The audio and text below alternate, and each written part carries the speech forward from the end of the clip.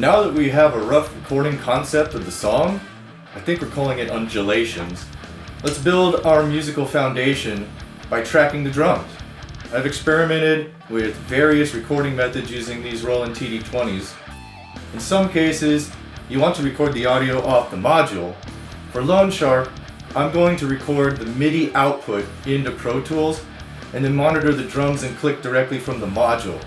This way, I can make any necessary drum edits after recording, and I have a latency-free monitor path during tracking.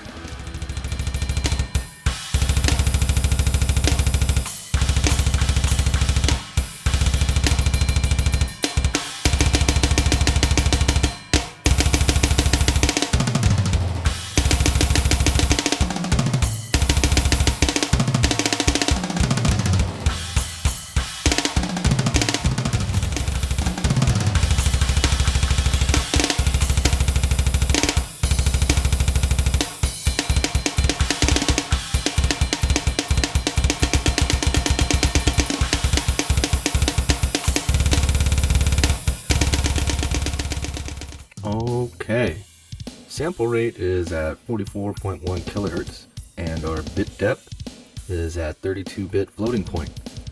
I like to use 44.1 for two reasons. One, LoneShark is just demo material, so I don't need to use the extra processing power and file sizes. And two, the final product will end at 44.1 anyways. You may notice at the top that our tempo starts at 130 beats, moves to 100, and goes back to 130 BPM. Here is our drum performance clip. I have the sequencer fanning out to all these aux tracks here. Here, each track will hit an SSL E channel and then an API EQ. The idea is to get as good a sounds as possible before hitting the record tracks. This ideology doesn't apply to the kick or the snare, as we'll be replacing those sounds later. Finally, you can see the output of each drum aux track is sent to the input of the audio tracks. Cool, huh? Here are the recorded drums. Starting with the kick, this sample came from my Tama 20-inch kick during a tracking session with Perfect Flaw. I just used a Shure Beta 52 into an API 500, into an EL distressor, and then into Pro Tools. A little subtractive EQ, and then into 3 sends, drum verb, pretty obvious. And then we have the oscillator. The oscillator is a 55 Hz tone that is generated to open with the same action as the kick. The kick has a natural low emphasis at 110 Hz, therefore having a sub-frequency an octave below will help add some oomph to the low end.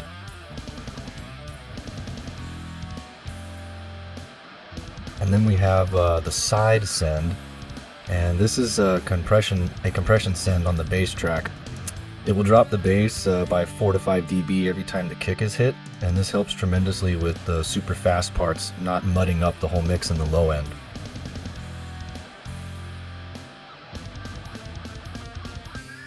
The snare sample is my Tama 3 1/4 by 14 Piccolo that came from the same Perfect Flaw session. Just an SM57 going through the API preamp, EL distressor, and into Pro Tools.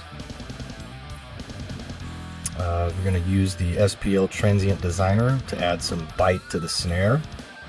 And then we have 2 sends going to different areas of the stereo in the reverb. I just like the way this sounds.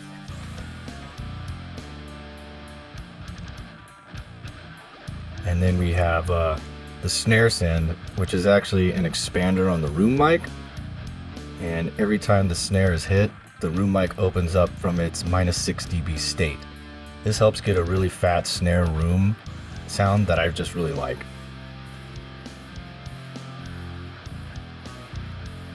It's a lot of dimension.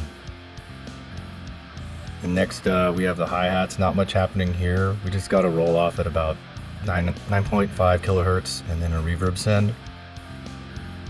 The toms get a little stereo spread, and some reverb. Pretty basic stuff here. And then we have the overheads. They're gonna get a little EQ and some reverb sending action. And the room is actually getting slammed by it's an old LA2A emulation, and I'm just crushing it. And it's also being sent to some reverb. And then the drum reverb is a simple plate by Waves Impulse Response 1. And then we have a little filtering to kind of remove some of those highs and the lows to keep from mudding up the mix.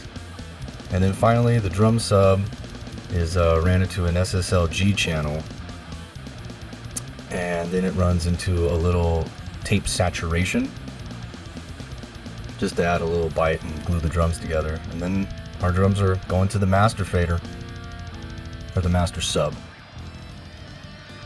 Excellent. I hope I didn't bore anyone to death today. I tried to keep this edited down, otherwise I'd be talking for over 45 minutes.